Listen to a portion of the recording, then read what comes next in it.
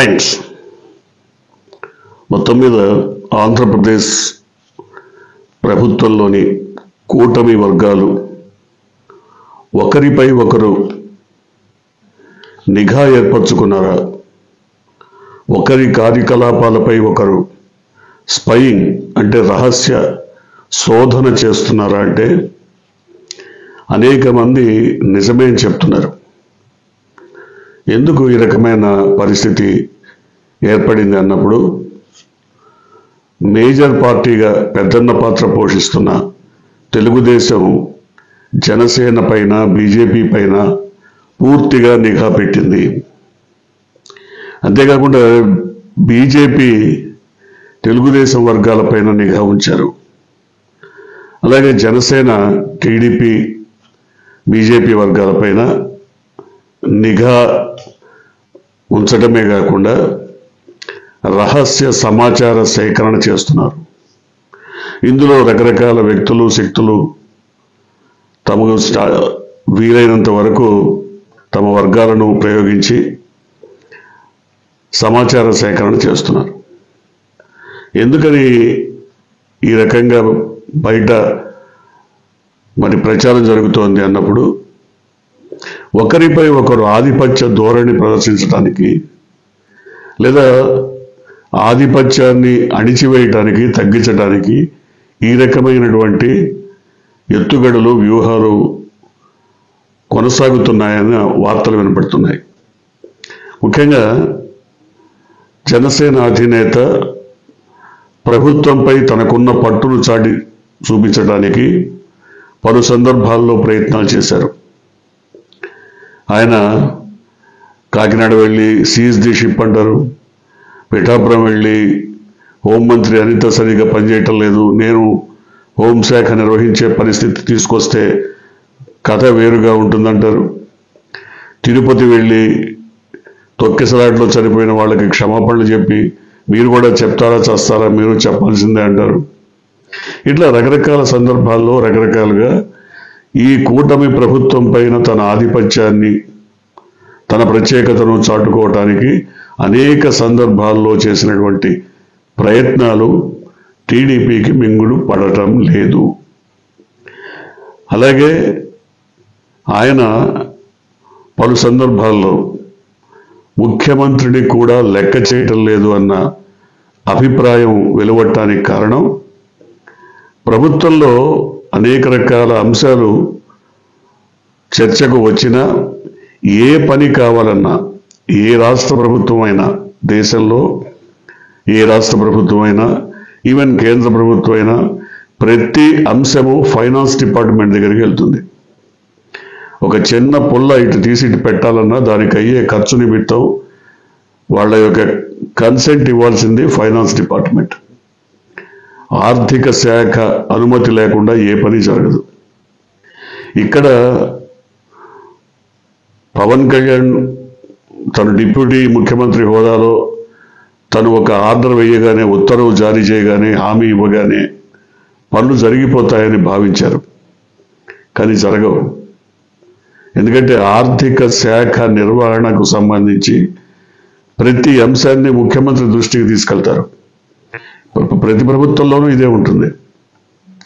ప్రభుత్వ అనుమతి అంటే దాదాపుగా ముఖ్యమంత్రికి తెలియకుండా ఏమీ జరిగే అవకాశం లేదు.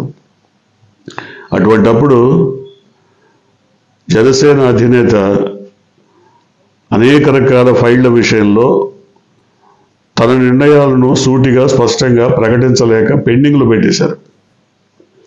ఎందుకంటే తనకి ఆ ఫైలు చదవడంలో ఇబ్బంది ఉండొచ్చు, చదివి అర్థం చేసుకోవడంలో ఇబ్బంది ఉండొచ్చు, లేదా ఎవరి ద్వారా అయినా చదివి తెలుసుకొని విషయం తను సొంతగా నిర్ణయం తీసుకుంటే అది అమలు కావటం లేదు. ఫైనాన్స్ డిపార్ట్మెంట్ కొర్రీలు వేస్తోంది, ఎక్కడికెక్కడ పెండింగ్లో పెడుతోంది. కాబట్టి ఇంకా క్లియర్ చేసి మాత్రం సుఖమేంటి? ఫైల్స్ని క్లియర్ చేసినా సుఖం లేదు కదా. ఎవరో ఒక సర్పంచో లేకపోతే ఎంపీపీనో జడ్పీటీసీయో ఎవరో ఏదో ఒక రోడ్డు ప్రపోజలో ఇంకోటో తీసుకొచ్చారు.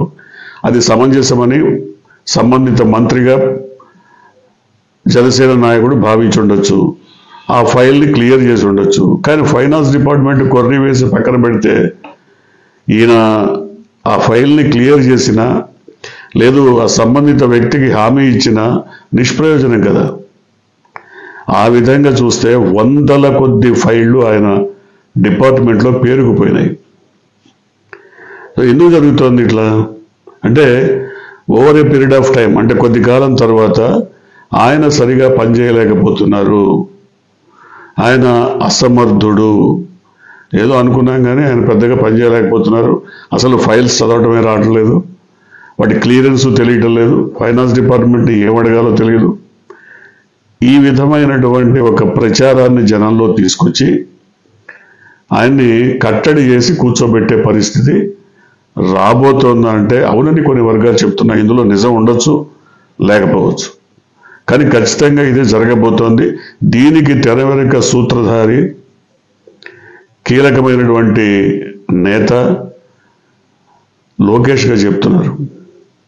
అంటే లోకేష్ పూర్తిగా ప్రభుత్వంపై పట్టును కోల్పోకుండా ప్రభుత్వాన్ని తన గుప్పెట్లో నడిపించడానికి, తన గుప్పెట్లో పెట్టుకొని కళ్యాలు తన దగ్గర పెట్టుకొని ప్రభుత్వ కళ్యాలు నడిపించడానికి అన్ని విధాల వ్యూహ రచన చేసి ఉన్నారు. కాబట్టి ప్రభుత్వంలో ఏ చిన్న ఫైలు ఎటు నుంచి ఎటు కదలాలన్నా, ఏం జరగాలన్నా ఆయన కన్సెంట్ లేకుండా, ఆయన అనుమతి లేకుండా జరిగేటువంటి అవకాశం లేదు. కాబట్టి పవన్ కళ్యాణ్ స్వతంత్ర నిర్ణయాలు తీసుకునే అవకాశం 0%.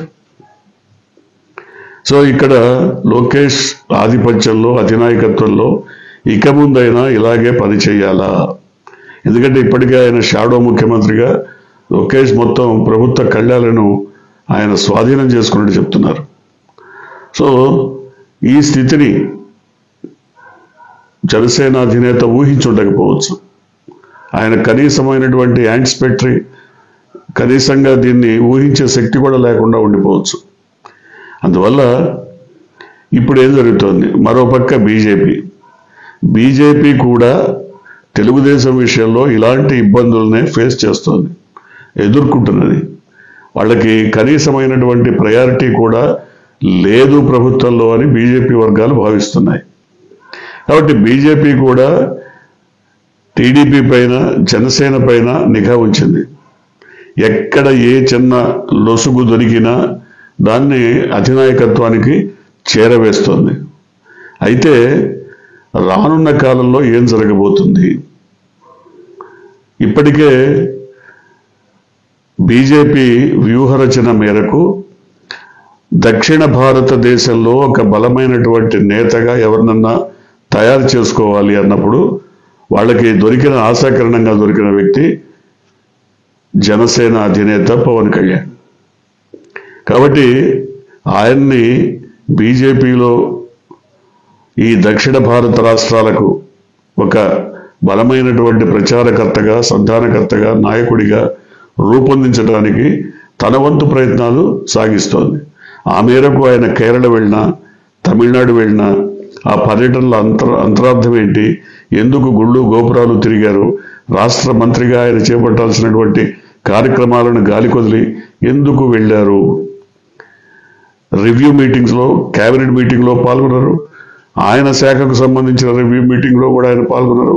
ముఖ్యమంత్రి ఫోన్ చేసినా రెస్పాండ్ అవ్వరు, ఎవరికి సమాధానం చెప్పాల్సిన పని లేదు, ఎవరికి సంజాయిషి ఇవ్వాల్సిన పని లేదు, ఆయన ఇష్టం ఉన్నట్టు నిర్ణయాలు తీసుకొని ముందుకెళ్తున్నారు.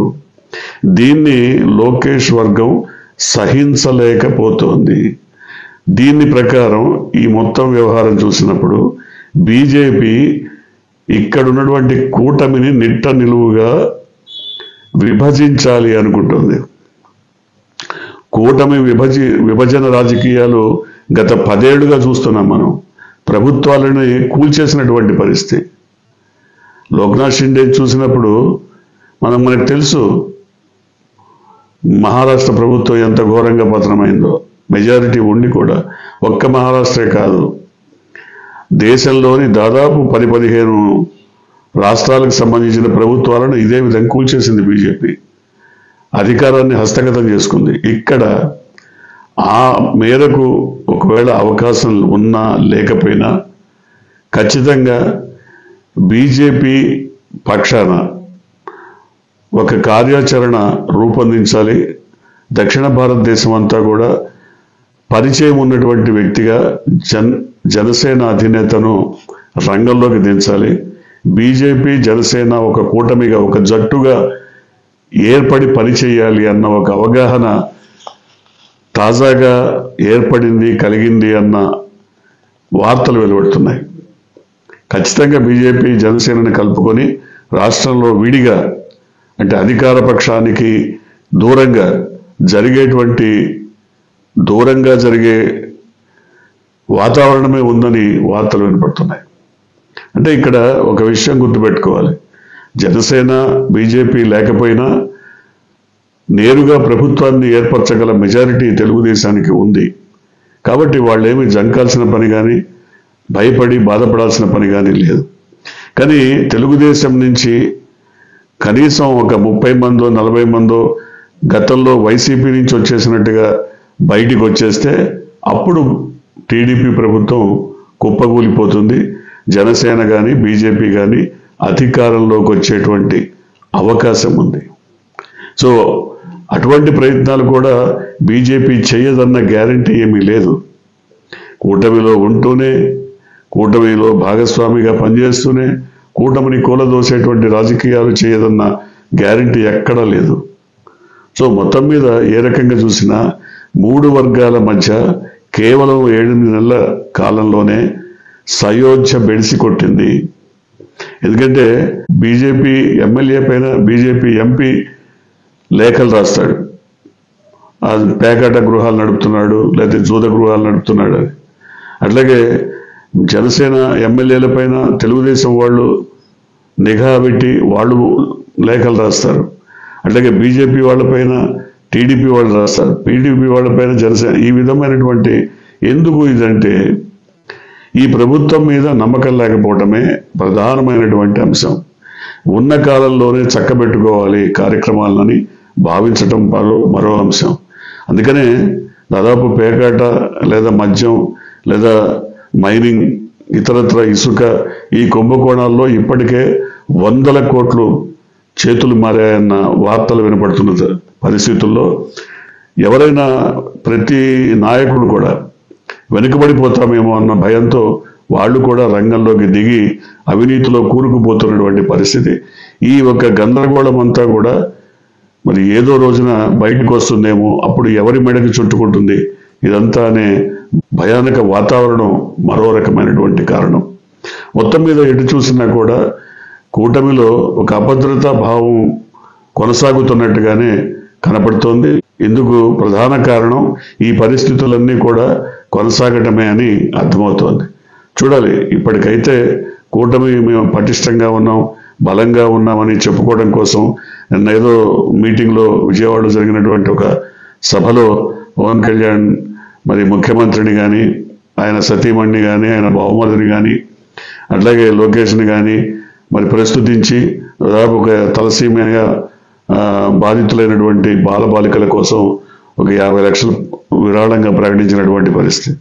ఇవన్నీ కూడా విచ్ఛిన్నం కాకుండా చూసుకోవటం, వారి మధ్య సంబంధాలు బెడిసికొట్టుకోకుండా చూసుకోవడం కోసం చేసే ప్రయత్నాలే తప్ప కూటమిలో ఒకరిపైన ఒకరికి విశ్వాసం మాత్రం పూర్తిగా సన్నగిల్లినట్టు చెప్తున్నారు. చూడాలి రానున్న రోజుల్లో ఏం జరగబోతుందో. మీరు కొత్తగా కనుక ఈ ఛానల్ ని చూస్తున్నట్టయితే, మీరు ఇప్పటి వరకు మన ఛానల్ ని సబ్స్క్రైబ్ చేసుకున్నట్టయితే వెంటనే ఛానల్ ని సబ్స్క్రైబ్ చేయండి. వెంటనే వీడియోని లైక్ చేసి షేర్ చేయండి. బెల్ ఐకాన్ని